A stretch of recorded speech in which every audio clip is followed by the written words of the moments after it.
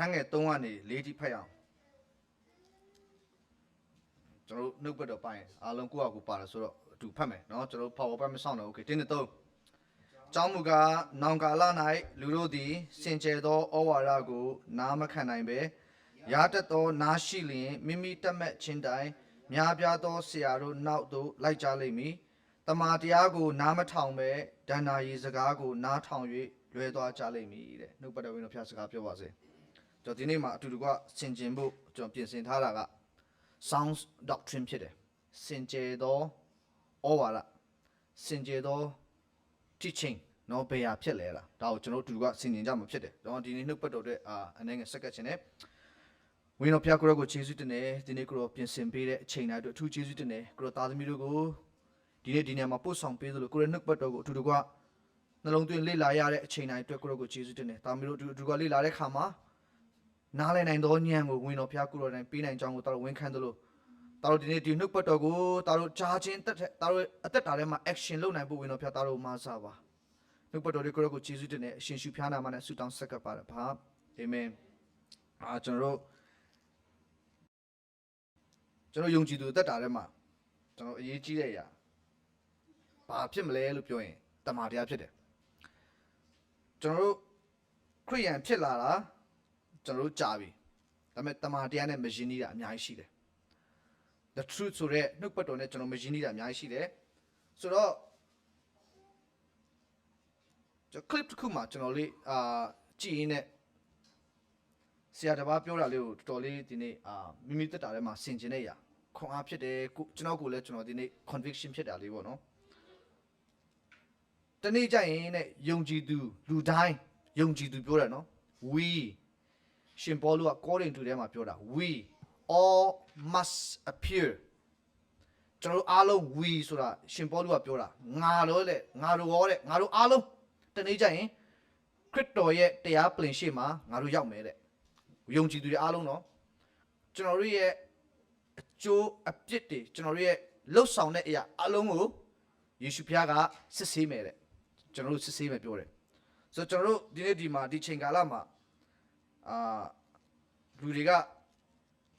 ကဘယ်လိုမြင်လာကြလဲဆိုတော့ကျွန်တော်တို့တွေလှုပ်ဆောင်ရမယ့်အမှုတွေကိုပြောလိုက်ရင်ကျွန်တော်တို့ကနားမခံတော့ဘူး action ပါလာဖို့လိုအပ်လာပြီဆိုရင်လူတွေကဘာလဲဆိုတော့နားမထောင်ချင်တော့လောက်ရတော့မယ်တရားတွေကငါတို့တမန်တရားနဲ့ငါတို့စူးစမ်းပြီးမှအချိန်ယူသွားမယ်လို့ပြောလာတဲ့ခါမှာ action ပါလာဖို့အလုပ်လိုက်ပြောလိုက်ပြီဆိုရင်လူတွေကဘာလဲဆိုတော့မလုပ်ချင်ကြတော့ဆိုတော့ခုနနှုတ်ပတ်တော်မှာလည်းပြောရတာပေါ့နော်ဒီနေ့ဒါလေးကိုကျွန်တော်တို့ကဆင်ခြင်မှာဖြစ်တယ်ဆင်ခြင်သောဩဝါဒကိုဒါပေမဲ့အိဆရာပြောတာဘာလဲဆိုတော့ဒီနေ့ကျွန်တော်တို့အားလုံးကျွန်တော်တို့တွေကျွန်တော်လည်းအပါဝင်ဒီမှာရှိတဲ့ညီကောင်မောင်နှမတွေအားလုံးပါဝင်ယေရှုခရစ်ကိုမိမိကယ်တင်ရှင်သခင်ဖြစ်လက်ခံတဲ့သူတိုင်းလည်းယေရှုရဲ့အရှိမကျွန်တော်ရက်ရမှာဖြစ်တယ်ဘာလို့ကျွန်တော်ဒီနေ့ဒီအရာကိုဘာကြောင့်ကျွန်တော်ပြောရလဲဆိုရင်ကျွန်တော်တို့ရဲ့အသက်တာကိုဆင်ခြင်ရအောင်ကျွန်တော်အသက်တာကိုကျွန်တော်တို့ရဲ့ identity ကိုကျွန်တော်မမေ့ဖို့ကျွန်တော်အားပေးခြင်းတယ်ကျွန်တော်အားပေးခြင်းတယ်ကျွန်တော်တို့ဒီလိုပဲအသက်ရှင်သွားလာမလားကျွန်တော်တို့ရဲ့ life ကို how are you going to spend your life what are you going to do with your life ကျွန်တော်တို့ရဲ့အသက်တာအခုကျွန်တော်တို့ရဲ့ life ကိုကျွန်တော်ဘယ်လိုဖြတ်တန်းလဲတကယ်ဖျားရှေ့မှာနှစ်တဲ့ဖျားနေတဲ့အသက်တာမျိုးကျွန်တော်အသက်ရှင်လားကျွန်တော်တကယ်ပဲကျွန်တော်ကိုစမ်းစစ်ဖို့အရေးကြီးလာတယ်ကျွန်တော်တို့တက်တာထဲမှာဘာလဲဆိုတော့ကျွန်တော် live ကိုပြန်ကြည့်အားလို့အားမရရအများကြီးရှိတယ်ဖះရှေ့မှာတကယ်ငါယေရှုနဲ့တကယ်တွေ့ရဲလားအခုချိန်မှာတင့်ကိုမေးလာမယ်မေကွန်းကခရစ်တော်နဲ့တင်တွေ့ဖို့တကယ်အစဉ်တည်းဖြစ်လားအခုချိန်မှာယေရှုနဲ့တင်တကယ်ပဲတွေ့ရဲပြီလားအခုကတကယ်တွေ့ရဲပြီလားကျွန်တော်တို့တွေဒီချိန်မှာကျွန်တော်တို့ကဒီနေ့ဒါလို့ကျွန်တော်ဘာလို့အတင်းတော်ပြောဖို့ကျွန်တော်မှာဘယ်လဲဆိုတော့အများကြီးကျွန်တော်ခွန်အားလဲယူပါတယ်ဒါကိုပြောဖို့လိုအပ်လာမလို့လားပေါ့အများကြီးကျွန်တော်လိုအပ်ဒီနေ့ဆူတောင်းလာတဲ့ခါမှာကျွန်တော်ပြောရမယ့်အချိန်ရောက်လာတဲ့ခါမှာဒီနေ့ကျွန်တော်ရဲ့ life ကတကယ်ပဲကျွန်တော်တို့ဖះကျင်တဲ့တော့အသက်တာနဲ့ကျွန်တော်အသက်ရှင်ရလားကျွန်တော်ရဲ့ဒီနေ့အသက်ရှင်ခြင်းတွေကောဖះကျင်နေရလားဒီနေ့ကျရင်ကျွန်တော်ရင်ဆိုင်ရမှာဖြစ်တယ်နော်လားဆိုတော့ကျွန်တော်မှနှုတ်ပတ်တော်တမန်တရားနဲ့ကျွန်တော်တို့မယဉ်နေဘူးနော်ခရစ်တော်ကျွန်တော်အထက်မှာအသက်မရှင်ဘူးဆိုရင်ကျွန်တော်အသက်တာအရင်နဲ့မျောစရာကောင်းတယ်ဒါတွေကအခုမြင်လာတယ်တဖြည်းဖြည်းအဆုံးတော့နောက်ဆုံးတော့အချိန်ကက်ကာလာကရောက်တဲ့ခါမှာဒါတွေကိုကျွန်တော်မပြောလာဘူးဆိုရင်ကျွန်တော်တက်တာဒီတဖြည်းဖြည်းနဲ့အဆုံးရှုံးလာတယ်လူတွေကအဲ့ဒီဆုံးရှုံးခြင်းထဲမှာရောက်တဲ့ခါမှာကျွန်တော်တို့တွေမြင်တဲ့ခါမှာလည်းကျွန်တော်စိတ်မကောင်းဆိုတော့ကျွန်တော်မိသားစုထဲမှာလည်းကျွန်တော်ပြန်အားပေးချင်ပါတယ် ကျွန်တော်အသက်တာကိုပြန်ပြီးမှနှိုးဆော်ရအောင်စာလန်ဆရာတော့သူ့ကိုယ်သူနှိုးဆော်တယ်နော်အိုးငါဝိညာဉ်ထာဝရဘုရားကိုကောင်းချီးပေးပါသူ့ကိုယ်သူအမြဲတမ်းနှိုးဆော်တယ်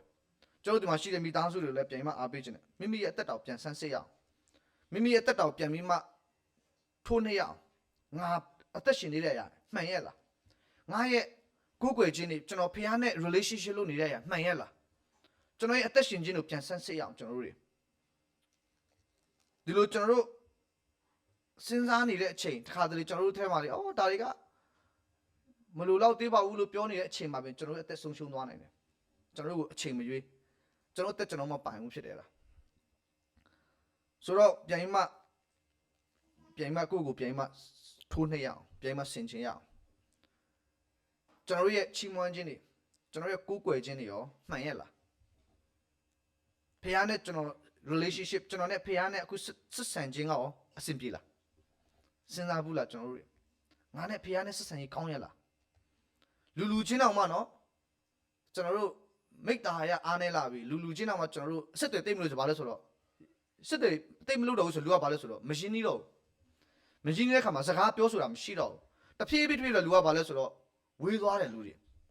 ရင်းနှီးမှုတွေကတဖြည်းဖြည်းကျွန်တော်ဘာလဲဆိုတော့ distraction ဖြစ်လာကြဆင်းလာတယ်ထိုနည်း၎င်းပဲကျွန်တော်တို့ဖခင်နဲ့ရင်းနှီးတယ်ဖခင်နဲ့ဆက်ဆံရေးကိုပြန်မဆန်းစစ်ဘူးဆိုရင်ကျွန်တော်တက်တာဒီကိုဘာလဲဘယ်လိုမြင်လဲမသိဘူးကျွန်တော်တို့တက်တာထဲမှာတွာလာတဲ့ခါပေါ့ဆိုတော့ကျွန်တော်ဒီနေ့မှာပြန်မှစင်ကြယ်သောဩဝါဒဆိုတဲ့အရာကိုကျွန်တော်တို့နားမလည်ဘူးဒီနေ့ဒီအရာကိုမသိထားဘူးဆိုရင်ကျွန်တော်တက်တာကိုပြောက်မှန်းလဲကိုသိမှာမဟုတ်ဘူးလားကိုပြောက်မှန်းကိုသိမှာမဟုတ်ဘူးနီကီကမ်ဘယ်ပြောတဲ့စကားကလည်းအတင်းတော်မှာပြည့်စုံတဲ့အတင်းတော်မရှိဘူးတဲ့လောကမှာအပြည့်စုံတဲ့အတင်းတော်မရှိဘူးဒါပေမဲ့မပြည့်စုံတဲ့အတင်းတော်မှာတဲ့တင်းရဲ့တက်တာအပြင်နှုတ်မြန်တဲ့ခါမှာ nearer perfection ဖြစ်အောင်ပြည့်စုံအောင်ဖြစ်လာတဲ့နီလန်းကိုဖြစ်အောင်တင်းအသက်တာအဖြစ်ပြုပြင်ဖို့သူပြောတာဖြစ်တယ်မပြည့်စုံဘူးတင်းတော်ဒီမပြည့်စုံဘူးဖြစ်တယ်လိုအပ်ချက်တွေအများကြီးရှိတယ်ဟာကွက်တွေအများကြီးရှိတယ်တင်းတော်အားနည်းချက်တွေရှိတယ်တခါလေကျွန်တော်တို့ဘာစတာမဆအားနည်းချက်ရှိတယ်တခါလေအတင်းတော်လူကြီးမဆအားနည်းချက်တွေရှိတယ်ခါလေအချင်းချင်းထဲမှာဗာလဲဆိုတော့ခလုတ်တိုက်တာလေးရှိတယ်နော်အချင်းချင်းထဲမှာရှိတယ်အားနည်းချက်တွေရှိတယ်ဒါပေမဲ့အဲ့တောင်မြင်တဲ့ခါမှာဒီတင်းတော်ကြီးကမကုန်မှုပွဲနဲ့အဲ့ဒီအောင်မြင်တဲ့ခါမှာတင်ကိုယ်တိုင်ကကျွန်တော်ကိုယ်တိုင်ကဖခင်သားအစစ်မှန်တဲ့ခါမှာဒီဟာတွေငါတို့ဘယ်လိုပြုစုပေးမလဲဒီလိုမျိုးအသက်တာကျုံတဲ့ခါမှာငါအသက်တာအဖြစ်ကောဖခင်အလင်းဘယ်လိုထင်ရှားမလဲဆိုတော့တက်တည်ဖြစ်ဖို့လုံးက nearer perfection ပြောတယ်ပြည့်စုံခြင်းကိုတော့တောင်းမှာမဟုတ်ဒါပေမဲ့ပြည့်စုံခြင်းလာတဲ့အသက်တာပြည့်စုံလာအောင်အသက်တာဖြစ်မျိုးပြုလို့ဖြစ်တယ်တဲ့ဆိုတော့ဒီနေ့မှာပြန်မှဒီဟာတွေအားလုံးကျွန်တော်ဘာကြောင့်ပြောဆိုရင်ကျွန်တော်တို့ထဲမှာတမာတရားဆိုတဲ့စင်ကြယ်သောဩဝါဒမျိုးကျွတ်စင်ကြယ်သောဩဝါဒကိုနားမလဲဘူးဒီချက်က why စင်ကြယ်သောဩဝါဒကိုနားမလဲဘူးသူကြောင့်လဲစင်ကြယ်သောဩဝါဒကိုနားမခံနိုင်ဘူးဒါဆိုတော့ sound doctrine ကြောင့်ကျွန်တော်ဒီနေ့မှာဒီကစင်ကြယ်မယ်ဆိုတော့ကျွန်တော်တို့ဒီနှစ်တိထဲမှာခုနကျွန်တော်ဖတ်သွားရတာပေါ့နော်နောင်ကာလ၌တဲ့လူတို့ဒီစင်ကြယ်သောဩဝါဒကိုတဲ့နားမခံနိုင်ပဲဆိုတော့ဒီမှာနောင်ကာလပြောယခုကာလပြောတာဖြစ်တယ်ဆိုတော့စင်ကြယ်သောဩဝါဒဆိုတာဘာလဲ sound doctrine လို့ပြောတယ်ဆိုတော့ဒီဟာကိုပြန်ပြီးမှလေ့လာတဲ့အခါမှာ sounds လို့အဓိပ္ပာယ်က Greek ကနေဘယ်လိုလာဆို sound ဆိုတာ healthy ကိုပြောတာဖြစ်တယ်ကျန်းမာတဲ့တကယ်ဆိုတော့ကျန်းမာတဲ့ဟာပေါ့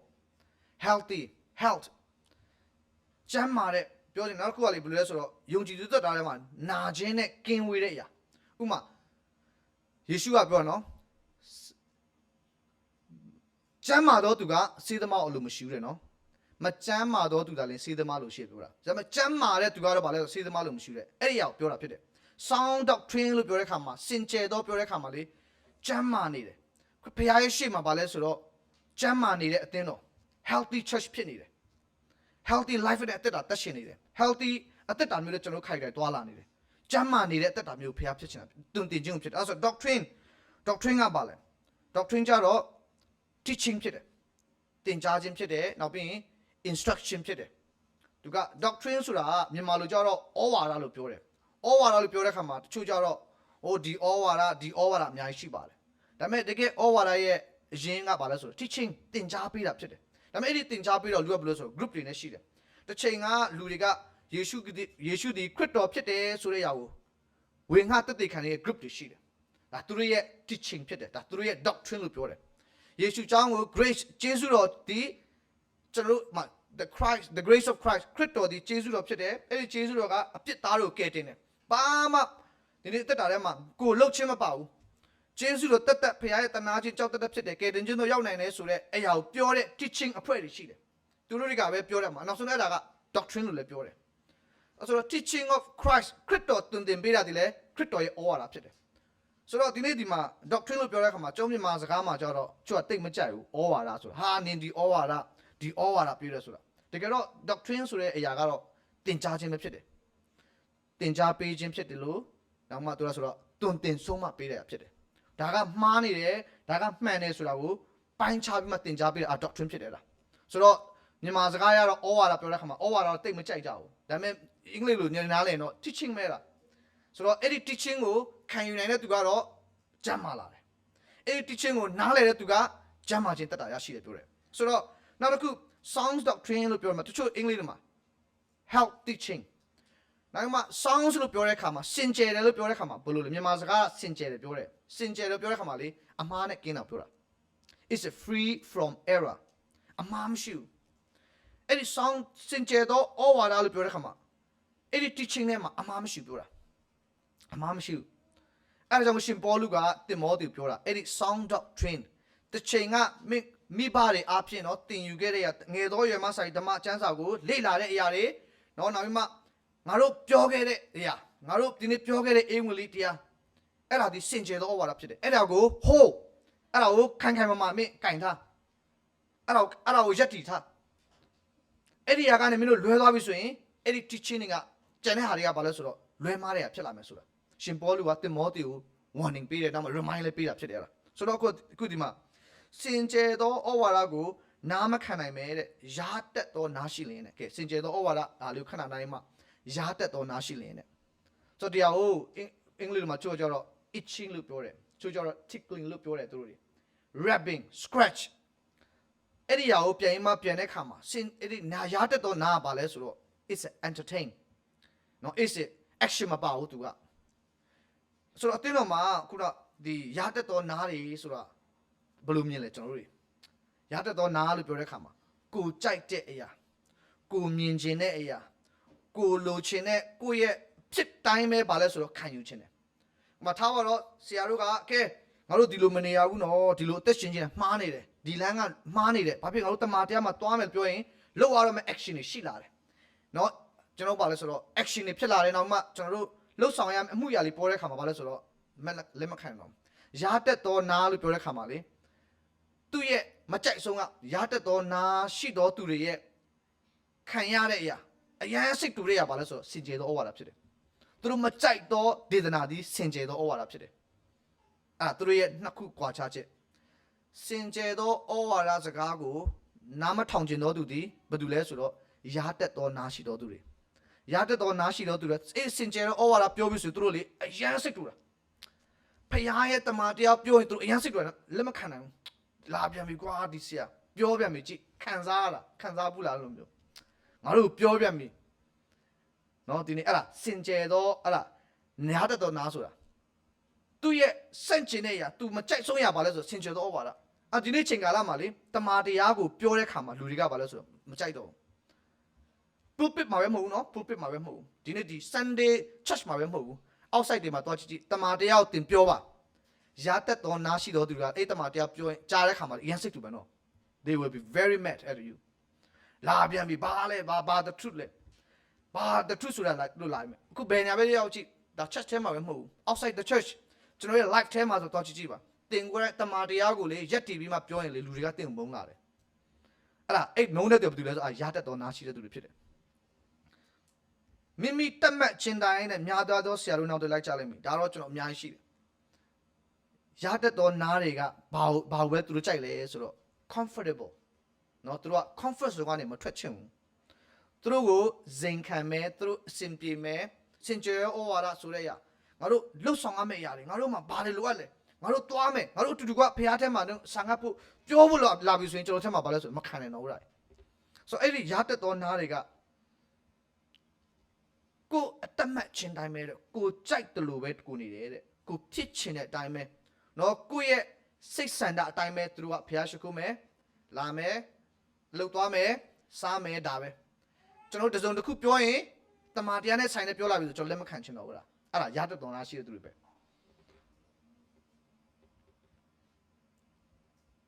မိမိတက်မှတ်ချင်တိုင်းနဲ့များပြားသောဆရာတို့နောက်တို့လိုက်လိုက်မယ်တဲ့ဒီမှာကျတော့အင်္ဂလိပ်လိုမှာ hit up ပြောတယ်ခုံတာပြောတယ်သလားများပြားသောဆရာတို့နောက်တို့သူအင်္ဂလိပ်ကျမ်းစာမှာပြောတယ်လေခုံသွားမှာတနေရာခုံဟိုနေရာခုံဒီနေရာခုပြောချင်တာဟိုနေရာရောက်ဒီနေရာရောက်သွားမယ်တဲ့ဇဝေဆိုတာဖြစ်ကုန်မယ်ဘာလို့ तू ကထားပါတော့ကျွန်တော်ဒီနေရာမှာတမန်တရားနဲ့ဆိုင်တဲ့ရကျွန်တော်ပြောတယ်အပြစ်နဲ့ဆိုင်တဲ့ရပြောတယ်ကျေးဇူးတော်ကိုကျေးဇူးတော်အတိုင်းပြောတယ်အပြစ်ကိုပြစ်တိုင်းပြောရင်လူကနာမခံနိုင်ဘူးနောက်ဆိုတော့ဒီနေရာကြီးကတစ်ချိန်လုံးငါတို့ပြစ်ပဲပြောတယ်ဒီနေရာကြီးကငါတို့တစ်ချိန်လုံးလှုပ်ဆောင်ပွဲပြောတယ်မကြိုက်ဘူးနောက်တင်ရသွားမယ်အဲ့လားရတတ်သောနားတွေကဒီလိုပဲသွားတယ်တဲ့သူတို့ကဘာလဲဆိုတော့သူတို့ကြိုက်တဲ့အတိုင်းပဲသူတို့ကဘာလို့လဲဆိုနားထောင်ခြင်းနဲ့တရားကိုသူတို့ဖြစ်ခြင်းတဲ့အတိုင်းပဲသူတို့ကသိခြင်းနဲ့သူတို့လိုချင်တဲ့အတိုင်းပဲပြောမှအဆင်ပြေသွားပြီရားတဲ့သူတွေနားလဲမှာပေါ့နော်ရားကုတ်တဲ့ခါမှာသိမှာပါနော်ရားရဲ့ကုတ်တယ်လေအရန်စိန်ကောင်းလာပဲနော်ရားတဲ့ခါကုတ်တယ်လေအဲ့လိုပဲသူတို့မှာ comfort ဖြစ်တယ်ဇိန်လေငါတို့ကြိုက်တာလေးပြောမှ okay ဖြောဖြေလိုက်မယ်နော် okay ပြီးသွားရင်ပြီးသွားပြီအဲ့လိုပဲ entertain တတ်တာသွားတယ်အဲ့ဒီလူတွေကသူတို့တက်တာမှာစင်ကြယ်သောဩဝါဒမရှိဘူးနော်စင်ကြယ်သောဩဝါဒကိုနားမခံနိုင်ဘူးအတိတ်ပဲစင်ကြယ်သောဩဝါဒပြောရင်မကြိုက်တော့ဘူးစင်ကြယ်သောဩဝါဒနဲ့ပတ်သက်လာပြီဆိုသူတို့တွေမှာမခံယူခြင်းမဟုတ်ဘူးလားဆိုမခံယူတဲ့ခါမှာအသက်တာကတဖြည်းဖြည်းပါလဲဆိုတော့ဖြစ်စီခြင်းဖြစ်လာတယ်ဆိုတော့စင်ကြယ်သောဩဝါဒအကြောင်းလေးကိုဒီနေ့အနည်းငယ်လေးဆင်ခြင်မယ်ဆိုတော့စင်ကြယ်သောဩဝါဒကဘာနဲ့ဆိုင်လဲစင်ကြယ်သောဩဝါဒသည်အသက်နဲ့ဆိုင်နေရဖြစ်တယ် Sound doctrine is related to life တမာတရားလို့ပြောတဲ့အခါမှာအဲ့တမာတရားဒီအသက်နဲ့ဆိုင်တယ်နော်တမာတရားကိုဝယ်တော်သူတမာတရားကိုအထဲမှာတူထားတဲ့သူအသက်နဲ့ဆိုင်တယ်အသက်ရှင်ခြင်းခွင့်ကိုရတယ်တမာတရားကိုပယ်တော်သူနော်တမာတရားနဲ့ဆိုင်တဲ့အရာငါ့ကိုဖခင်ကပြောနေတယ်ဆိုတဲ့အရာကိုမခံယူဘူးဆိုရင်ကျွန်တော်တက်တာဘာဖြစ်လဲဆိုတော့ destruction ဖြစ်တယ်လားကြာဆင်းခြင်းဖြစ်တယ်လားဆုံးရှုံးခြင်းဖြစ်လာတယ်ကျွန်တော်တက်တာဒီယိုယွင်းလာတယ်နေပြီးတနေ့ပျက်စီးလာတယ်ဆိုတော့ sound doctrine ကဘာကိုဖြစ်စေလဲဆိုတော့အသက်ကိုရှင်စေတယ်ပြောတယ်အသက်နဲ့ဆိုင်သောအရာဖြစ်တယ်တမာတရားနဲ့ပြောလာပြီဆိုရင်အမြင်နဲ့မှတ်ပါကျွန်တော်ရဲ့သေရေးရှင်နဲ့ဆိုင်တယ်တမာတရားကို the truth ကိုပြောလာပြီဆိုရင်အဲ့ဒါသေခြင်းရှင်ခြင်းနဲ့တွားတာဖြစ်တယ်ကျွန်တော်ရဲ့ဝိညာဉ်နဲ့ဆိုင်တဲ့အရာဖြစ်တယ်ကျွန်တော်ရဲ့အသက်ရှင်ခြင်းနဲ့ဆိုင်တာဖြစ်တယ်တမာတရားဆိုရင်ဟိုလိုပဲရိုးရိုးလေးပုံပြင်လေးပြောတာမဟုတ်ဘူးတမာတရားပြောလို့ဆိုရင်ကျွန်တော်အသက်ရှင်ခြင်းနဲ့ဆိုင်တယ်ကျွန်တော်ရဲ့ life နဲ့ဆိုင်တယ်ဆိုဝန်ခံမှုဖြစ်တယ်လားဆိုတော့ဟိုဆရာအမျိုးသမီးတယောက်လောကျွန်တော်ကြားဘူးမှာပါဒီ Kentucky မှာလားသူကိတ်ရောင်းတဲ့ဟာလေသူကမရောင်းဘူးလေနော်ဟိုအဖွဲ့တွေကလာရင်မှပြောတယ်လေနော်ပြောတော့လာရောင်းခိုင်းတယ်လေသူကမရောင်းဘူးနည်းနည်းဟိုမရောက်ဒီမရောက်ဖွဲ့တွေကလာတယ်လာရင်မှကိတ်ကိုလို့ဖွေးပြောတော့မလုပ်ဘူးငါလက်မခံဘူးတဲ့ဒီဟာကတဲ့သူပြောတဲ့စကားနော်ငါရဲ့တေခြင်းရှင်ခြင်းနဲ့ဆိုင်နေတဲ့ငါတမလွန်အတွက်တေခြင်းငါမင်းတို့ကိုဒီဟာလို့ပြလိုက်ရင်တဲ့ငါတမာတက်နဲ့လေသွားမယ်အဲ့ဒီအရာမှုနဲ့ငါငရဲမသွားဘူးတဲ့ hell and heaven ဆိုတဲ့စကားလုံးသူသုံးတယ်နော်အသက်ရှင်ခြင်းနဲ့တေခြင်းမလို့ဘူးတဲ့အမျိုးသမီးတယောက်နောက်ဆုံးအဲ့ဒီမျိုးသမီးတယောက်ဒီChristian တွေရဲ့ Grammy Award မှာလားသူဒီနေ့သူ့ကိုဆုချတယ်သူရဲ့အသက်တာကို life ကိုသူရဲ့အသက်တာကဖခင်ဘက်မှာရက်တည်တဲ့ခါမှာဒီမျိုးသမီးကရိုးလေးပဲသူတက်ရှင်တာငါကတဲ့ဒီလိုနေရာမှာလိုက်သွားလို့ရှိရင်ငါရဲ့ထောင်ရအတွက်ဆိုင်တဲ့အရာငါကြဆင်းမဲ့တယ်သူကတော့ဘယ်လိုမြင်လဲဆိုတော့သူလုံနေတဲ့အရာအားလုံးကထောင်ရနဲ့ဆိုင်တယ်ထောင်ရနဲ့ဆိုင်တယ်သူတက်တာသူသွားတာဖြစ်တယ်ဆိုတော့ကျွန်တော်တို့ဒီနေ့မိသားစုတွေထဲမှာလဲတင်းရဲ့အလုပ်ကျွန်တော်အလုပ်ကျွန်တော်နေ့စဉ်တက်ရှင်ထောင်ရနဲ့ဆိုင်တယ်တော့ထောင်ရထိကုန်သွားမှာထို့ကြောင့်ကျွန်တော်အစပလင်ခံသလိုကျွန်တော်တို့ရဲ့လုံနေတဲ့အရာတွေကျွန်တော်တို့ပြောနေတဲ့အရာတွေအမှုအားလုံးကသခင်ခရစ်တော်နဲ့ကျွန်တော်တွေ့ရမှာယေရှုဖခင်ရှေ့မှာကျွန်တော်ရောက်မှာဖြစ်တယ်လားအဲ့ဒါကြောင့်ကျွန်တော်ဒီနေ့ဒါကိုကျွန်တော်ဒီနေ့ဆင်ခြင်ပြီးမှပြောတာဖြစ်တယ်အသက်နဲ့ဆိုင်တဲ့အရာဖြစ်တယ်ထို့ကြောင့်တိမောသေပထမဆောင်အခန်းကြီးလေးအငယ်16ကျွန်တော်ပြန်မှဖတ်ရအောင်တိမောသေပထမဆောင်အခန်းကြီးလေးအငယ်16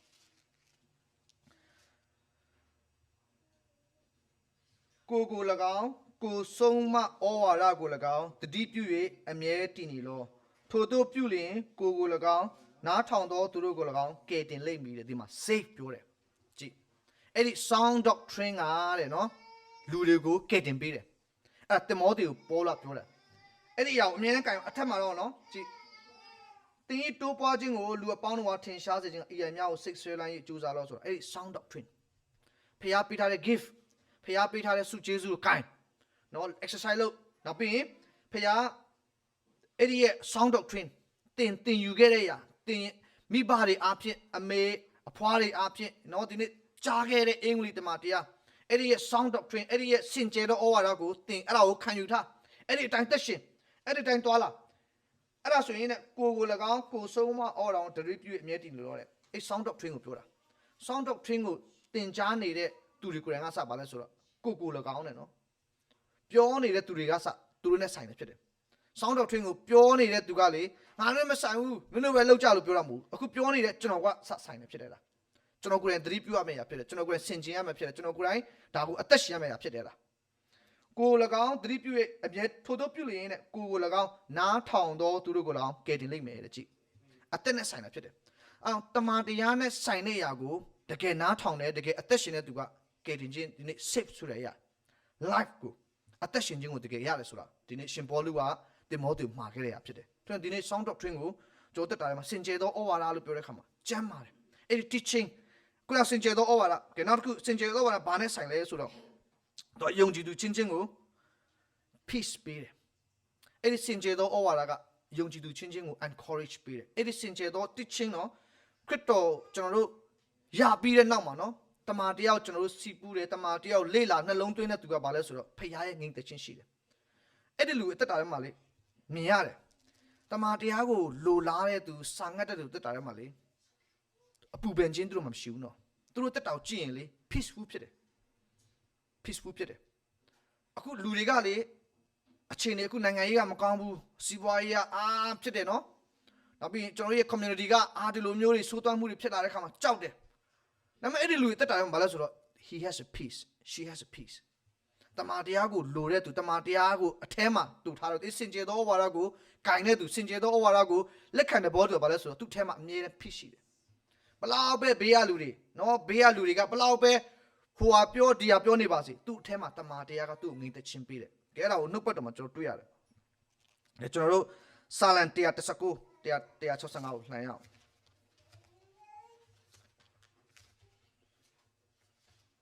စာလံ119အငယ်165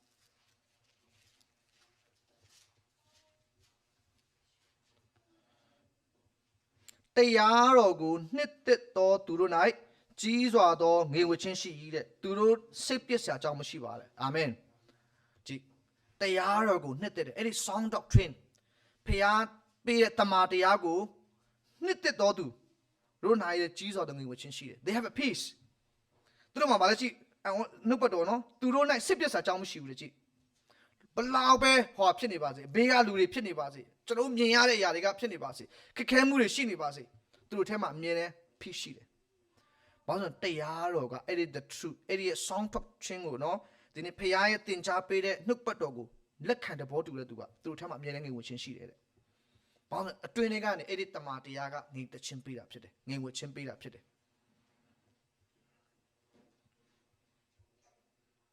နောက်ပြီး sound doctrine ဒီနေ့စင်ကြယ်သောဩဝါဒကိုနှစ်သက်သောသူတို့ရဲ့အသက်တာကလေဘယ်လိုသူတို့သက်ရှင်လဲဆိုရင်နော်သူတို့ယုံကြည်တဲ့အတိုင်းသက်ရှင်တယ်သူတို့ယုံကြည်တဲ့အတိုင်းသက်ရှင်တယ်ကြည့်နောက်တစ်ခုကနော်အများကြီးကျွန်တော်ကြားဘူးတယ်ဖြစ်တယ်ကျွန်တော်တို့ရဲ့ယုံကြည်ခြင်းကကျွန်တော်တို့ရဲ့ action ကိုဖြစ်ပေါ်စေရလေလူကကိုယုံကြည်တဲ့အတိုင်းကိုအသက်ရှင်တာလေကိုထင်တဲ့အတိုင်းတော့မဟုတ်ဘူးနော်ခုကချွတ်ရတယ်တချို့လူတွေရှိတယ်ကိုထင်တဲ့အတိုင်းအသက်ရှင်တာရှိတယ်ထင်ရဆိုင်တဲ့သူတွေရှိတာတော့ဒါတစ်မျိုးပေါ့နော်ခုကယုံကြည်သောသူကလေယုံကြည်ခြင်းနဲ့သက်ရှင်တာရှိတယ်ကြည့်ဒီမှာ what we believe affect what we do ကျွန်တော်တို့ယုံကြည်တဲ့အရာကလေကျွန်တော်တို့ရဲ့နေ့စဉ် action ပေါ်မှာတွေ့နေရတယ်ဆိုတော့ကျွန်တော်တို့ခုအသက်ရှင်သွားလာတာနော်ဒီအသက်ရှင်သွားလာနေကိုယုံကြည်တဲ့ပုံမှာအသက်ရှင်နေသွားနေတာဖြစ်တယ်ထားပါတော့ကဲကျွန်တော်တို့ကဲ Bible study ရှိတယ်ကျွန်တော်ဆုတောင်းခြင်းရှိမယ်ကျွန်တော်နှစ်ပတ်တော်လေ့လာခြင်းရှိမယ်မိတ္တာရရှိမယ်ကျွန်တော် home set တွေရှိမယ်ဆိုတော့ we said we ignore it အဲ့ဒါတင်းရဲ့ယုံကြည်ခြင်းပဲလား because you believe it we don't need that home cell oh we don't need that Bible study ကျွန်တော်ဒါတော့မလိုပါဘူးဒါတော့ငါတို့မလိုပါဘူးဒါတော့တစ်ခါတလေပဲပြောဒါတင်းရဲ့ယုံကြည်ခြင်းပဲလား because you believe that ကျွန်တော်ဘယ်လိုမြင်လဲဆိုတော့ကျွန်တော်တော့ဒီလိုပဲတွေးတာပြောလိုက်တော့ဒါကျွန်တော်ရဲ့ယုံကြည်ခြင်းဖြစ်တယ်လားအခုလူကကိုယုံကြည်တဲ့ပုံမှာကိုတက်ရှင်တာလေကြည့် ဆိုတော့ကျွန်တော်တို့အဲ့ဒီရဲ့ဖျားတွင်တင်ပေးတဲ့အဲ့ဒီဆောင်းစင်ကြဲသောဩဝါဒမျိုးကျွန်တော်ထဲမှာမရှိနေတဲ့၍ကျွန်တော်တက်တာဒီကျွန်တော်ရဲ့အသက်ရှင်ခြင်းတွေကလည်းပါလဲဆိုတော့တမန်တရားနဲ့လွဲနေတာအကုန်လုံးလွဲနေတာဖြစ်တယ်လားနောက်ပြီးစင်ကြဲသောဩဝါဒကစင်ကြဲသောဩဝါဒကိုလက်ခံတဲ့သူနားလေသောသူတွေတက်တာမှာအသက်တာပြုပြင်ခြင်းရှိတယ်အသက်တာပြုပြင်ခြင်းရှိတယ်အသက်တာကိုပြောင်းလဲခြင်းတယ်အသက်တာကိုဒီလိုမျိုးမနေချင်ဘူးအသက်တာကို action တွေနဲ့ change transform လုပ်ခြင်းတယ်အဲ့ဒါလေးကိုကျွန်တော်ပြန်မှကြည့်တဲ့အခါမှာကဲဘေရီမြို့သားအကြောင်းကိုကျွန်တော်တို့အတူတူကရှင်းခြင်းပဲကဲကျွန်တော်တို့တမန်တော်ခန်းကြီး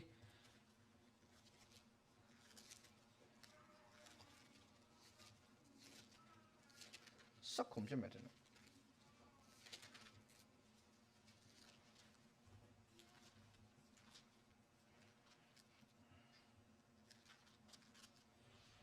စက်ခွန်ခန်းကြီး7ဘေရီမြို့သားတို့သည်တဲ့တက်တလောနှင့်မြို့သားတို့ထက်ထူးမြတ်သဖြင့်အလွန်ကြည်ညိုသောစေတနာစိတ်နှင့်နှုတ်ပတ်တရားတို့ကိုခံယူ၍မှန်သည်မမှန်သည်ကိုသိချင်းကစံစာကိုနေ့တိုင်းအစဉ်စစ်စစ်ကြည့်ရှုကြ၏တဲ့အဲ့ဒါဘေရီမြို့သားအဲ့ဒီဘေရီမြို့သားတဲ့ဘယ်သူတွေလဲဆိုတော့ some Jews ပြောရတာတချို့ Jew လူမျိုးတွေအဲ့ဒီ Jew လူမျိုးဘယ်မှာလဲဆိုတော့ Greek မှာအဲ့ Greek နိုင်ငံမှာရှိတဲ့တချို့ Jew လူမျိုးတွေကဖျောက်ဆံကတ်တဲ့သူရှိတယ်သူလူနည်းနည်းလေးပဲလူနည်းစုလေးပဲဒါပေမဲ့အဲ့ဒီမြို့မှာပြောင်းလဲတဲ့သူလေးရှိတယ်အဲ့ဒီလူတွေကနော်ကြည့်တစ်တလောနဲ့မြို့သားတို့ထက်ထူးမြတ်သဖြင့်နဲ့အလွန်ကြည်ညိုသောစေတနာစိတ်နဲ့နှုတ်ပတ်တော်ကိုသူတို့ကြောက်ပါလဲဆိုတော့အဲ့ဒီနှုတ်ပတ်တော်ကိုလိုချင်တာနောက်မှလေနှုတ်ပတ်တော်သူတို့လာတယ်နော်ပေါလုနဲ့တင်မောသင်နဲ့ Silas တိတူတွေကအဲ့ဒီနေရာကိုသွားတဲ့ခါမှာလေတင် जा ပေးတယ်တင် जा ပေးတော့ရှင်ပေါလုကပြန်သွားတယ်တင် जा ပြီးတော့နှုတ်ပတ်တော်တင် जा ပြီးပြန်သွားတဲ့ခါမှာလေဘေရီမြို့သားတွေကအမှ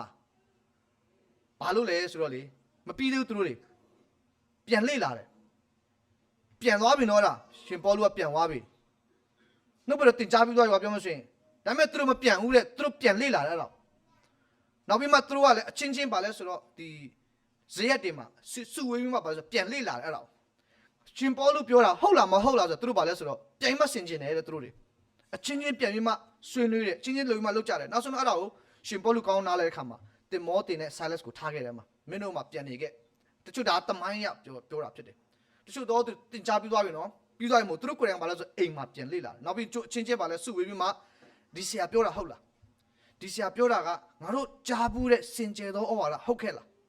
တရားကိုသူပြောလာဆိုတော့သူတို့ပြန်ဆင်ချင်တယ်အဲ့တော့ပြန်ပြီးမှလေ့လာတယ်သူတို့တွေအချင်းချင်းပြန်လေ့လာတယ်ဆိုသူတို့ကြတော့ဘေးရီမျိုးသားတွေရဲ့အသက်တာပြန်ကြည့်တဲ့ခါမှာလေသူတို့ရဲ့ life ကိုပြန်မှလေ့လာတဲ့ခါမှာရှင်ပေါလုပြီးတဲ့နောက်မှာရှင်ပေါလုပြီးသူရဲ့ journey missionary journey ပြီးသွားတဲ့နောက်မှာတင်မောသေတို့ Silas တို့ကပြန်လုပ်တဲ့ခါမှာလေသူတို့ကဘာလဲဆိုသစ္စာရှိတယ်အဲ့စင်ကြယ်သောဩဝါဒကိုအမြဲတမ်းကင်နေတဲ့သူတို့ထဲကလူပါပဲလေတနေ့တော့ရှင်ပေါလုကိုအများကြီးထောက်ပံ့ပေးတာရှင်ပေါလုရဲ့တာရနာဒါဆိုင်တဲ့နေရာမှာလေအများကြီးကူညီပေးတယ်တဲ့ backup ကနေဘယ်ပိုင်းမှာလိုအပ်လဲသူတို့ကူညီပေးခဲ့တယ်တမာတရားကိုတကယ်နားလည်တဲ့သူတွေနော်နှုတ်ပတ်တော်တမာတရားကိုတကယ်လိုချင်တဲ့သူတွေတက်တာမှာတော့ပါလဲဆိုတော့ရေရှည်ရှိတယ် long term ရှိတယ်သူတို့ရဲ့အသက်ရှင်ခြင်းနဲ့အများကြီးတွေ့ရတယ်သူတို့မှာလိုချင်တယ်ပြောင်းလဲခြင်းနဲ့နော်ဒီနေ့ဘယ်နေရာမှာဒီနေ့လိုအပ်လဲဖြည့်ဆည်းခြင်းနဲ့သူတို့တက်တောက်ကြည့်တဲ့အခါမှာရှင်ပေါလုသူတို့ကိုချီးကျူးတာရှိတယ်ရှင်ပေါလုကိုဒီနေ့ Greek မှာရှိတဲ့တချို့သောဂျူးလူမျိုးတွေတတ်ချင်တဲ့သူတွေရှိတယ်ဖမ်းတော့အဲ့ဒီဘေရီမျိုးသားတွေကပဲကွယ်ကာပေးခဲ့တာရှင်ပေါလုကိုသူတို့ရဲ့တမိုင်းမှာရှင်ပေါလုကိုအမြဲတမ်း protect လုပ်ပေးခဲ့တယ်ဘယ်နေရာမှာလုပ်မလဲဘယ်နေရာမှာကြည့်သူတို့ကြောင့်တမန်တရားနဲ့ဆိုင်တဲ့သူတွေကလေတမန်တရားကိုလိုလားတဲ့သူတွေကတော့လေကြည့်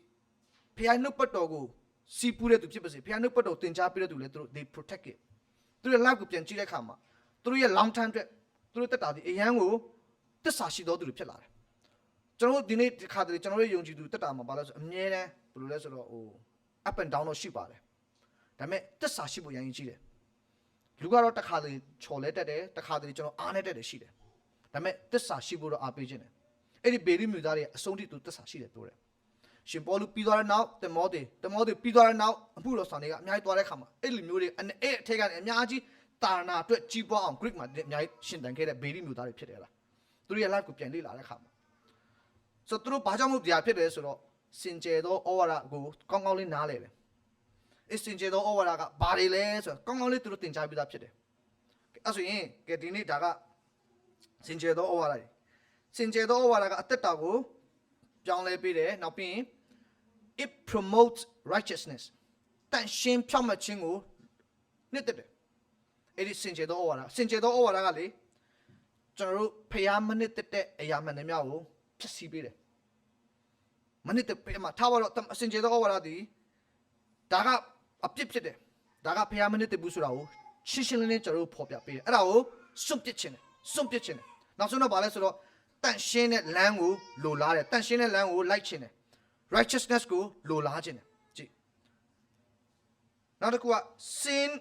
flourish where the sound doctrine is opposed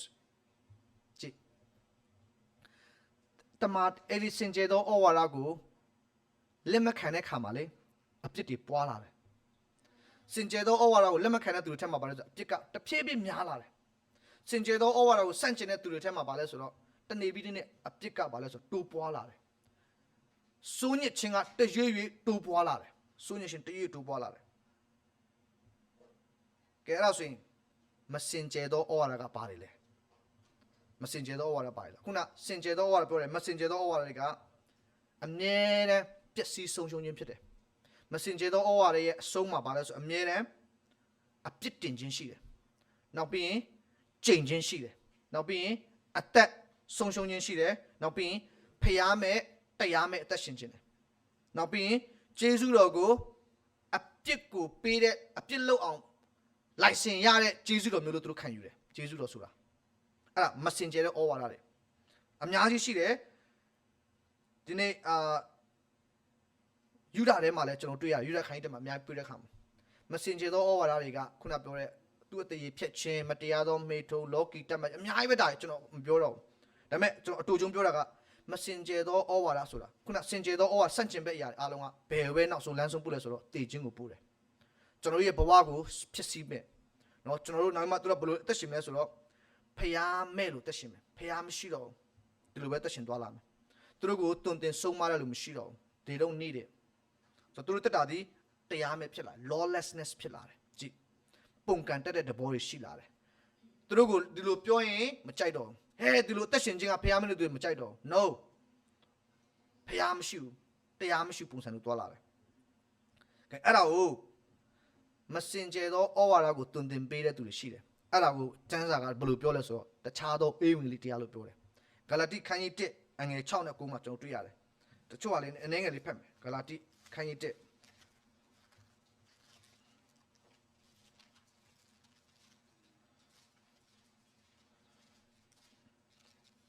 ကဲခရစ်တော်ဤဂျေဇုအားဖြင့်သင်တို့ကိုခေါ်တော်မူသောသူနှင့်ဤများလောက်မြန်မြန်ခွာ၍သင်တို့သည်အခြားသောအေဝံဂေလိတရားကိုခံရကြသောငါသည်အံ့ဩခြင်းရှိတယ်တဲ့ယုံကြည်သူဖြစ်သွားပြီနော်ယုံကြည်သူဖြစ်သွားပြီခရစ်တော်ကိုလက်ခံပြီးတဲ့နောက်မှာဘာဖြစ်လဲဆိုတော့တခြားသောအေဝံဂေလိကိုလိုက်တယ်တခြားသောအေဝံဂေလိကိုခံယူလိုက်တယ်အဲ့စင်ကြယ်သောဩဝါဒစောင့်တခြင်းကိုမလိုချင်တော့ဘူးတခြားသောအေဝံဂေလိကိုလက်ခံလိုက်တယ်အဲ့ဒီလက်ခံတော့သူဘယ်လိုလဲနော်ထိုအေဝံဂေလိတရားသည်အေဝံဂေလိတရားမဟုတ်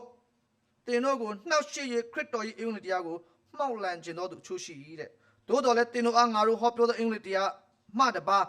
အခြားသောအေဝံဂေလိတရားကိုငါတို့သည်ဟောပြောတော်၎င်းကောင်းကင်ဘုံမှလာသောကောင်းကင်ထဲမှာဟောပြောတော်၎င်းဟောပြောတော်သူသည်ကျိန်တော်မူခြင်းကိုခံစေတဲ့ကဲဒီမှာသူအကျိန်နဲ့သူပြောတယ်အဲ့ဒီကျိန်တော်မူခြင်းကိုခံတဲ့ခါမှာအဲ့ဒီကျိန်လို့ပြောတဲ့ခါမှာဟေဘဲလိုပါလားအနတေမလို့ခေါ်တယ်အနသမလို့ခေါ်တယ်မြန်မာလိုယူရတန်ရေးတာတခုရှိတယ်အနတေမလို့ပြောတယ်အနတေမအဲ့ဒါကကျိန်ခြင်းဖြစ်တယ်အဲ့ဒီကျိန်ခြင်းကဘယ်လိုပြောလဲဆိုတော့သူက eternal condemned နော်သူက number eternal curse ကျိန်ခြင်းခံနေတဲ့အတိတ်ပဲပါလဲဆိုဆုံးရှုံးခြင်းရောက်မယ်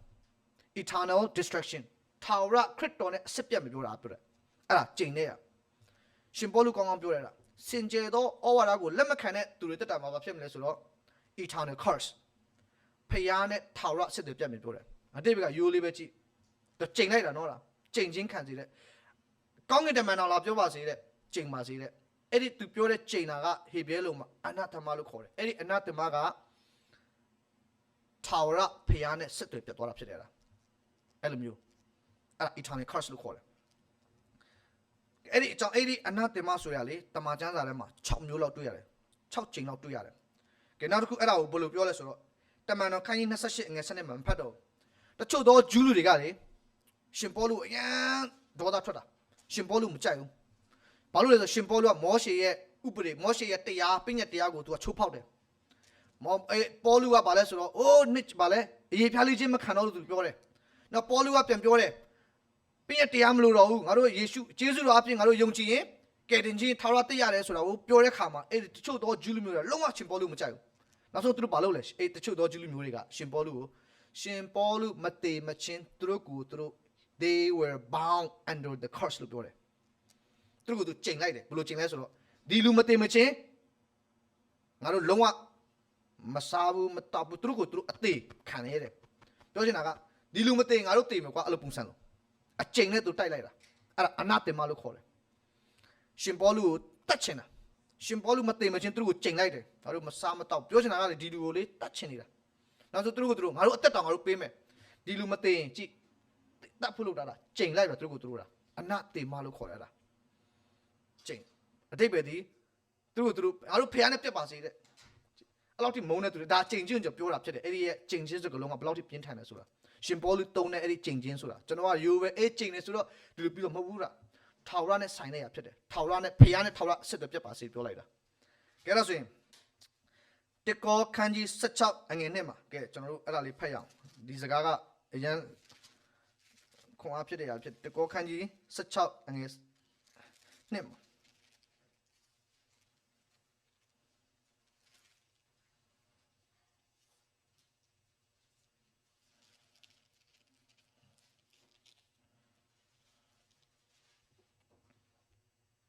အော်22မှာ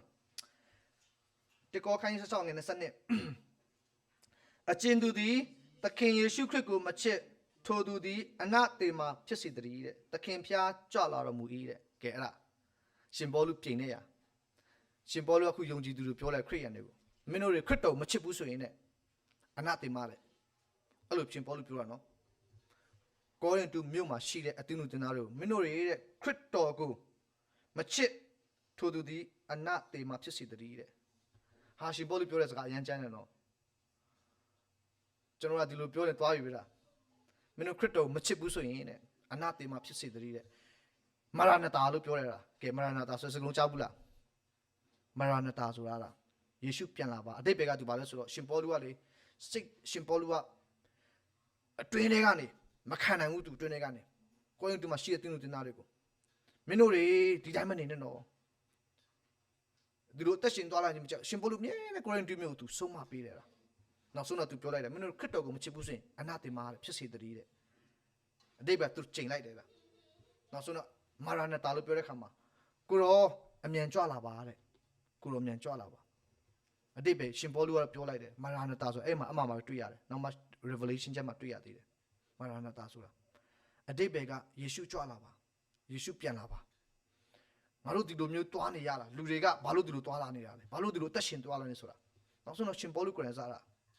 ပြောလိုက်တဲ့စကားဖြစ်တယ်ထာဝရနဲ့ကင်းကွာမဲ့ရတယ်ခရိယန်တွေယုံကြည်သူတက်တာထဲမှာတကယ်တက်ရှင်မှုတွားလာဖို့ဖြစ်တယ်လားဆိုတော့ sound doctrine ကိုလက်မခံဘူးเนาะဒီနေ့စင်ကြယ်သောဩဝါဒကိုမကြားခြင်းနဲ့ရာတက်တဲ့နာရှိသောသူတွေကပါလဲဆိုတော့အမြဲတမ်းသူတို့တက်တာဒီကိုလိုချင်တဲ့အတိုင်းပဲကိုတွားနောက်ဆိုအဲ့ဒီသူတွေပါလဲဆိုတော့ကြည့်ရှင်ပေါလုပြောရရဆိုရင်အနာတေမာဖြစ်စေတည်းတဲ့ကြည့်ထာဝရနဲ့စစ်တွေကပြတ်ပါစေတဲ့ကျင့်ပလိုက်တာ eternal curse ခရစ်တော်နဲ့ကင်းကွာပါစေတဲ့အဲ့ဆိုတော့စင်ကြယ်သောဩဝါဒဆန့်ကျင်တဲ့အရာပါလဲဆိုတော့နောက်တစ်ခုပါလဲဆိုတော့သူတို့ကဖခင်ရဲ့ဂျေဇုတော်ကိုတလွဲပြောတဲ့ຢာတယ်ဖခင်ရဲ့ဂျေဇုတော်ကိုသူတို့ကငါတို့ကအပြစ်ကြိုက်တယ်လို့လုပ်လို့ရပါတယ်ဆိုတဲ့အတွေ့နဲ့သူတင်ယူတာအဲ့ဒါတခြားသောအေးမူလီတမန်တရားဖြစ်တယ်နောက်ပြီးမှအဲ့ဒါ unsound doctrine လို့ပြောတာကိုဘယ်လိုခေါ်ဆို unhealthy doctrine လို့ခေါ်တယ်ဒါဒီမကျမ်းမာသောနာနေတဲ့သိချင်းဖြစ်တယ်လားလူတွေကအဲ့ဒါကိုတော့ကြိုက်ကြတယ်တဲ့ကြည့်ဒါပေမဲ့အဲ့ဒီຢာတွေကနောက်ဆုံးမှာနော်တည်ခြင်းကိုပို့တယ်တဲ့ရာတက်တော်နားရှိတဲ့သူတွေရဲ့အသက်တာထဲမှာနှုတ်ပတ်တော်မလို့ချင်ဘူးနှုတ်ပတ်တော်မဆန်ငတ်ဘူးနော်ဖခင်ရဲ့သိချင်းကိုကျွန်တော်မဟုတ်ဘူးဖခင်ကျွန်တော်တို့ထားပေးတဲ့တမန်တရားကိုကျွန်တော်ထဲမှာမထားဘူးဆိုရင်ကျွန်တော်ရဲ့အသက်တာဒီတဖြည်းဖြည်းယိုယွင်းလာတယ်နော်ယိုယွင်းလာတယ်ကျွန်တော်ပျက်စီးလာတယ် ကျွန်တော်တို့ရဲ့တခါလေကျွန်တော်ကဘာဖြစ်သွားလဲဆိုကျွန်တော်ရဲ့တွေးကလေထုံသွားတယ်ထုံတာတွေ့လာနော်ထုံတာလူကအသက်ရှင်တယ်နော်အသက်ရှင်ဒါပေမဲ့ထုံသွားတယ်နာမှန်းလည်းမသိတော့ဘူးအဲ့ဒါအရင်ကြောက်စရာကောင်းတယ်အခုကခရိယန်ထုံတဲ့ခရိယန်အများကြီးရှိတယ်အခုနောက်မှအိပ်ပျော်နေတဲ့ခရိယန်ရှိသေးတယ် oh slipper wake up အိပ်နေတော့သူ no law ဆိုတာရှိတယ်ကျွန်တော်အသက်တာဒီကျွန်တော်ရဲ့အသက်ရှင်သွားလာခြင်းကဘာလဲဆိုတော့တမန်တရားကိုကျွန်တော်တို့မသိတဲ့ခါမှာအဲ့ဒီ sound စင်ကြယ်သောဩဝါဒကိုကျွန်တော်တက်တာထဲမှာလက်မခံတဲ့ခါမှာကိုကိုပြုတ်ပြင်ဖို့အော်ငါတွားရမယ်ငါလုပ်ရမယ်ဖခင်ငါ့ကိုဒီနေ့ပြောထားပေးတဲ့ຢာတွေငါ action ငါဒီနေ့ဖခင်နဲ့တွားလာမယ်လို့အသက်တာမရှိတော့ဘူးဆိုရင်လူကဘာလဲဆိုတာကြည့်အဲ့ဒီလူအသက်တာထဲမှာအမြဲတမ်းအားနေခြင်းတွေဖြစ်လာတယ်နောက်ဆုံးတော့ဆုံးရှုံးခြင်းတွေကြုံလာရတယ်အဲ့ဒါကျွန်တော်ဒီနေ့မှာပြန်မှအားပေးခြင်းတာမိသားစုတွေထဲမှာတကယ်ပဲဖခင်ရဲ့တမန်တရားဒီ sound doctrine ဆိုတဲ့ຢာတကယ်တော့ sound doctrine ကရိုးလေးပါတမန်ကျမ်းစာမှာအများကြီးရှိတယ်သင်ကြားခြင်းတွေအခုဒီနှုတ်ပတ်တော်မှာတရားတော်မှာအများကြီးရှိတယ်နှုတ်ပတ်တော်ဖတ်တော်သူဒီအဲ့ဒီစင်ကြယ်သောဩဝါဒကိုနားလေတယ်ဖြစ်တယ်နှုတ်ပတ်တော်လိုလားတော်သူဒီအဲ့ဒီစင်ကြယ်သောဩဝါဒကိုတေချာပိုင်းခြားနားလေတယ်စင်ကြယ်သောဩဝါဒကကျွန်တော်တို့တက်တာကိုတတ်ရှင်ပေးတယ်စင်ကြယ်သောဩဝါဒဒီကျွန်တော်တို့ကိုပြုစုပေးတယ်ကျွန်တော်တို့ကိုငြိမ်သက်ခြင်းလည်းပေးတယ်လားဒီနေ့ခက်ကာလကြီးကဆိုးရုပ်တော်ကာလဖြစ်တယ်တဖြည်းဖြည်းကျွန်တော်ဆိုးရုပ်လာတယ်တဖြည်းဖြည်းကျွန်တော်တို့ဒီကပါလဲဆိုတော့ကျွန်တော်ဟိုတစ်ပတ်ကလည်းပြောပါတယ်ထင်ရှားတဲ့ຢာတွေနော်ဒုစရိုက်တွေကပို၍ထင်ရှားလာတယ်ရှင်မာသဲမှာလည်းပြောတယ်လုကာထဲမှာလည်းပြောတယ်တရွေ့ရွေ့တူးပွားမယ်ပြောတာစိုးညစ်ခြင်းတွေကတရွေ့ရွေ့တူးပွားမယ်ပြောတာဒါခရစ်တော်ကိုယ်တိုင်ပြောခဲ့တဲ့စကားဖြစ်တယ်တရွေ့ရွေ့တူးပွားမယ်စိုးညစ်တော်သူတွေ evil mind စိုးညစ်တဲ့အကျင့်တွေဒုစရိုက်တွေကတူးပွားလာမယ်တဖြည်းဖြည်းတူးပွားလာမယ်ယနေ့ချိန်ကာလမှာဆိုခုပို၍မြင်လာတယ်နော်အသင်းတော်ထဲမှာလားခရစ်ယာန်တွေချင်းချင်းထဲမှာလားနော်ဒီယုံကြည်သူချင်းချင်းထဲမှာလားကျွန်တော်တို့တွေတိုးပွားလာမယ်ပြောတာနော်ဒီနောက်ဖះကို backslide ဖြစ်သွားတဲ့သူတွေဖះကို renounce လုပ်သွားတဲ့သူတွေနောက်ဆုံးတော့ပါလဲဆိုတော့ဖះမလို့တော့ဘူးလို့ပြောတဲ့သူတွေခရစ်ယာန်တွေအများကြီးပေါ်လာတယ်အခုလည်းအများကြီးပေါ်လာတယ်နော်ကျွန်တော်တို့ဘာကြောင့်လဲလား sound doctrine ကိုလက်မခံလို့ဖြစ်တယ်လားကျမ်းမာတဲ့တင်ကြားခြင်းအဲ့ဒီရဲ့ဒီနေ့ဒီ teaching လို့ပြောတဲ့ခါမှာ sound doctrine ပြောတဲ့ခါမှာသူကအမြဲတမ်းဖះမနစ်တဲ့အပြစ်ကိုထင်ရှားရှားပြောတယ်သူကလားဖះမနစ်တဲ့အကျင့်ကြံပြုမှုခြင်းတွေလို့ကျွန်တော်တို့ကောင်းကောင်းလေးပြောတယ်လားဒီလိုအသက်မရှင်နဲ့ဒီလိုမတွားလာနဲ့ကျွန်တော်တို့ပြောတဲ့ခါလူတွေကအဲ့ဒါကိုပြောတဲ့ခါမှာမကြားချင်တော့ဘူးဒါပေမဲ့လူတွေကလေအေးကောင်းတယ်နော်အရန်အားပေးတယ်လူတွေကတရားနဲ့တရားပါလို့ဆိုတော့တမာတရားနဲ့မညီတဲ့လူချင်းနော်ပြောမှဆိုရင်လူချင်းလေဟိုလိုပဲတရားနဲ့အချင်းနီးသောစကားတွေမှာကျွန်တော်တို့မွေ့လော်တယ်တမာချမ်းစကားရဆိုတာအချင်းနီးစကားမှာကျွန်တော်တို့အကျိုးမရှိတဲ့အချင်းနီးစကားပြောတဲ့ခရိယန်တွေအများကြီးရှိတယ်နော်ဒါကျမ်းစာတမန်ကျမ်းစာအတိုင်းကျွန်တော်ပြောတာဖြစ်တယ်အချင်းနီးသောစကားဆိုတာကြားဘူးလေနော်လား is a babbling in vain babbling လို့ခေါ်ရတာအင်္ဂလိပ်လိုအချင်းနီးတဲ့ပါပြောတာဘာပြောမှမသိဘူးအကျိုးမရှိတဲ့ຢာတွေခရိယန်ယုံကြည်သူမှာအများကြီးရှိလာတယ်အကျိုးမရှိတဲ့အလုပ်တွေအကျိုးမရှိတဲ့အသက်တာပြုမှုခြင်းတွေကျွန်တော်မှအသက်တာပြုလာတယ်အဲ့ဒီအချင်းနီးသောစကားတွေကိုရှောင်ပါတဲ့ကျွန်တော်ထက်မှရှောင်ပါအဲ့ဒါတွေကိုကျွန်တော်အသက်ရှင်ခြင်းလို့ကျွန်တော်ပြန်မှဆန်းစစ်ရအောင်ကျွန်တော်တို့တကယ်ပဲအဲ့ဒီစင်ကြယ်သောဩဝါဒကတော့ကျွန်တော်တို့ကိုအမြဲတမ်းအသက်ရှင်ခြင်းလမ်းညွှန်ပြပေးတယ်တရားတော်ကတော့ကျွန်တော်တို့ကိုအမြဲတမ်းငြိမ်သက်ခြင်းကိုပေးတယ်အဲ့ဒီတရားတော်ကတော့ကျွန်တော်တို့ကိုအမြဲတမ်းပါလဲဆိုတော့မိမိရဲ့အသက်တာထဲမှာဘာလို့နေလဲညွှန်ပြပေးတယ်အသက်တာထဲမှာဖျားမနစ်သက်တရားကိုချိုးဖက်ပေးတယ်တဖြည်းဖြည်းဘာလို့ဆိုတော့တန်ရှင်းခြင်းကိုလိုလားလာတယ်အစင်ကြယ်သောဩဝါဒနှစ်သက်တဲ့သူတွေတက်တာမှာတန်ရှင်းခြင်းတက်တာရှိလာတယ်နော်သူတို့ရဲ့အတွေးခေါ်သူတို့ရဲ့အပြောအဆိုသူတို့ရဲ့ခြေလှမ်းတွေသူတို့ရဲ့အပြုမှုတွေကဘာလဲဆိုတော့ဖျားလိုလည်းညီတဲ့ခါမှာလေသူတို့ဘာအတွက်ဖျားအလင်းကိုလင်းစေလာတယ်သူတို့ဘာကကြည့်တဲ့ခါမှာလေအော်ဒီလူကဖះကိုချစ်ပါလားဒီလူကဖះနဲ့တွားလာပါဆိုတော့လူတွေကခွန်အားဖြစ်လာတယ်ဟုတ်လားအစင်ကျေသောဩဝါဒကိုတကယ်ဒီနေ့နားလေတဲ့သူတဘောတူအစင်ကျေသောဩဝါဒသည်ကျွန်တော်တက်တာကိုပြောင်းလဲပေးတယ်ဆိုတော့အဲ့ဒီဩဝါဒပြောတဲ့ခါမှာဒီနေ့ကျွန်တော်အများကြီးလေ့လာခြင်းရတယ်တမန်ကျမ်းစာဖတ်ဖို့ဖြစ်တယ်လားတမန်ကျမ်းစာကျွန်တော်ဖတ်ရအောင်နှုတ်ပတ်တော်များများဖတ်ရအောင်နှုတ်ပတ်တော်ကိုကျွန်တော်အချိန်ပေးရအောင်နှုတ်ပတ်တော်ကိုကျွန်တော်တို့မိသားစုတွေမှာလား Bible study မှာလား let's ကျွန်တော်တို့အချိန်ပေးရအောင်အချိန်ပေးခြင်းရှိတယ် commitment ရှိတယ်ကျွန်တော်တို့တွေတကယ်ကျွန်တော်တို့ရင့်ကျက်တော့အသက်တာဖြစ်ချင်လား commitment ရှိတယ်ကျွန်တော်တို့တွေကျွန်တော်မှ commitment မရှိဆိုလူကမရင့်ကျက်ဘူးနော်လုံးဝမရင့်ကျက်ဘူးဆူတောင်းခြင်းကိုကျွန်တော်ကအချိန် commitment လုပ်မယ်ကျွန်တော်ဒီနေ့ Bible study ကိုကျွန်တော် commitment လုပ်မယ်အချိန်ပေးပါတင်းရဲ့အသက်တာပြောင်းလဲခြင်းရှိလာတယ်နော်လက်တွေ့ဖြစ်တယ်လားလက်တွေ့ဖြစ်တယ်ဒါကိုထောင်လွှားဝါကြွားပြီးပြောတာမဟုတ်တင်ကိုယ်တိုင်ကအဲ့ဒီတမန်တရားကိုနှစ်သက်တယ်ဖတ်ရှုခြင်းနဲ့စင်ကြယ်နှလုံးသွင်းခြင်းနဲ့အတူတကွဆူတောင်းခြင်းနဲ့ဆိုရင်အဲ့ဒီလူရဲ့တက်တာမှာပြောင်းလဲခြင်းရှိတယ်သူရဲ့ character တွေအပြောဆိုပြောင်းလဲလာတယ်တကယ် အခုမိသားစုထဲမှာမြင်လာတာလေ we don't see it why ကျွန်တော်တကယ်တမန်တရားကိုတကယ်ကျွန်တော်နှစ်သိရလားတရားတော်ကိုကျွန်တော်တကယ်ပဲကန်ရလားမိမိတက်တာထဲမှာဒီတမန်တရားကလွဲလို့ကျွန်တော်မှာဘာမှအခြေခံမရှိဘူးတမန်တရားလည်းကျွန်တော်ရဲ့ဘဝရဲ့အခြေခံဖြစ်တယ်အုံမြင့်ဖြစ်တယ်လားကျွန်တော်အတင်းတော်ရဲ့အုံမြင့်တည်လဲတမန်တရားပဲဖြစ်တယ်လားအတင်းတော်ရဲ့အမေကြီးကဲတည်လဲတမန်တရားပဲဖြစ်တယ်လားဆိုဒီတမန်တရားကိုကျွန်တော်တို့ကနေရာပေးအောင်အချိန်ပေးအောင်ကျွန်တော်ဒီတမန်တရားကိုကျွန်တော်တို့ဖတ်မယ်နှလုံးတူထားပေးမယ်ကျွန်တော်တို့ဖျားစကားကိုဒီမှာမတူထားဘူးဆိုရင်ဖျားစကားအထဲမှာမရှိဘူးဆိုရင်ကျွန်တော်တို့ဒီပါလဲဆိုတော့ကျွန်တော်တို့ရဲ့အတွေးခေါ်တွေကအများကြီးလွှမ်းမိုးလာမယ်လောကရဲ့လွှမ်းမိုးခြင်းတွေကြော်ရောက်လာတဲ့ခါမှာကျွန်တော်တို့ရဲ့အပြောဆိုတွေလည်းလေလောကလိုပြောလာတယ်လောကသားတွေလို့ကျွန်တော်တို့တွေးတယ်လောကသားတွေလို့ကျွန်တော်ကြံစီတယ်ကြည့်တကယ်တော့ကျွန်တော်ရဲ့ church life ကကျွန်တော်တို့ဒီမှာရှိတဲ့ဖျားကိုချစ်တဲ့ယုံကြည်သူအသင်းတော်တွေရဲ့တက်တာကလောကထဲမှာဝင်မှာပါလဲဆိုတော့လောကကိုအလင်းလင်းရမှာလေအခုကလောကကကျွန်တော်ရဲ့အသင်းတော်ကိုလွှမ်းမိုးလာတယ်ဒါကြီးကိုကျွန်တော်လုံးဝမကြိုက်ဘူးဒါကြီးကိုလုံးဝမနစ်သက်ဘူးဒါကို we have to catch out ဒါကြီးကိုကျွန်တော်ငင်းပယ်ရမယ်လောကရဲ့တွေးသလိုလောကနေသလိုလောကကတက်ရှင်တယ်လို့ကျွန်တော်အတင်းတော်မှာတက်ရှင်မဟုတ်ဘူးအမြဲတမ်းမိဘတွေလည်းအားပေးပါတာသမီးတို့လောကပြောသလိုမပြောပါစေနဲ့လောကကကြင့်ကြံသလိုအတင်းတော်မှာမကြင့်ကြံပါစေနဲ့လားကျွန်တော်မိသားစုမှာကျွန်တော်တို့ဒီလောကသားတွေမဟုတ်ဘူးကျွန်တော်ဒီအလင်းသားလို့ပြောတယ်မှောင်မိုက်သားမဟုတ်ဘူးကျွန်တော်တို့တွေအတင်းတော်ထဲမှာကျွန်တော်တို့တရားကိုအတင်းတော်ထဲမှာပဲပြောတာမဟုတ်ဘူးကျွန်တော်ရဲ့အိမ်ထဲမှာပြောဖို့ရည်ကြီးတယ်ကျွန်တော်ဒီလောကသားတွေမဟုတ်ဘူးအမောင်သားတွေလို့အမောင်လို့ကြင့်ကြံမျိုးကျွန်တော်ပြောဖို့မဟုတ်ကျွန်တော်မှပြောလာပြီဆိုရင်ပြောပါကျွန်တော်တို့တွင်တင်ဆုံးမဖို့ဖြစ်တယ်လားဆိုတော့ဒီနေ့မှာဒီကာလဒီခရင်ဆိုတော့ကာလဖြစ်တယ်။နောင်ကာလဒီယခုကာလဖြစ်တယ်။လူတွေမြောက်များစွာဖះနဲ့ဝေးလာတဲ့အရာကြောတွေးတဲ့ခါမှာစိတ်မကောင်း။တဖြည်းဖြည်းအတင်းတော်တွေကလည်းယိုယွင်းလာတယ်။အတင်းတော်တွေကတဖြည်းဖြည်းဖះကိုဆံငတ်ချင်းတွေမှာအားနေလာတဲ့ခါမှာစိတ်မကောင်း။ကျွန်တော်ဘာမှလှုပ်ဆံမရှိဘူး။ပြောစရာဘာမှမရှိတော့။စိတ်မကောင်းရင်ကလွယ်လို့နောက်ဆုံးကျွန်တော်ဆူတောင်းပေးတယ်။ We will pray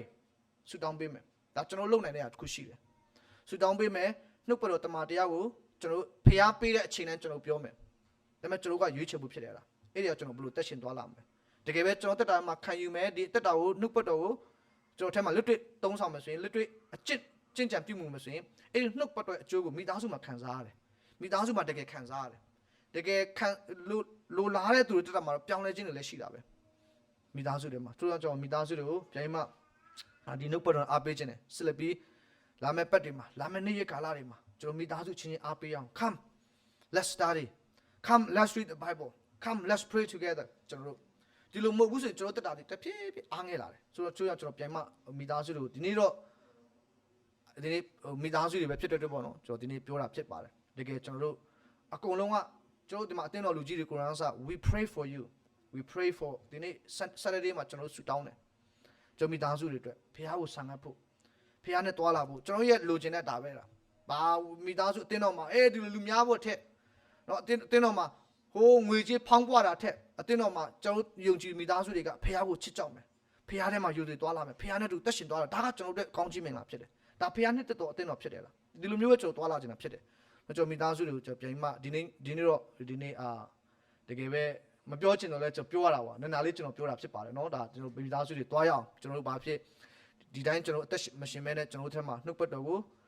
တကယ်ပဲကျွန်တော်တို့နေရာပေးအောင်ဒီစင်ကြယ်သောဝါဒကိုကျွန်တော်တို့ခံယူမယ်ကျွန်တော်တို့ပြောမယ်ပြောင်းလဲဖို့ပြောရဆိုရင်ကျွန်တော် yes I will do it yes I will change ဒီအသက်တာနဲ့တွာလာမှုဒီနှုတ်ပတ်တော်နဲ့ခွန်အားပေးခြင်းနဲ့ရောက်တိုင်းမှာမင်းတို့ဖျားစကားပြောပါစေ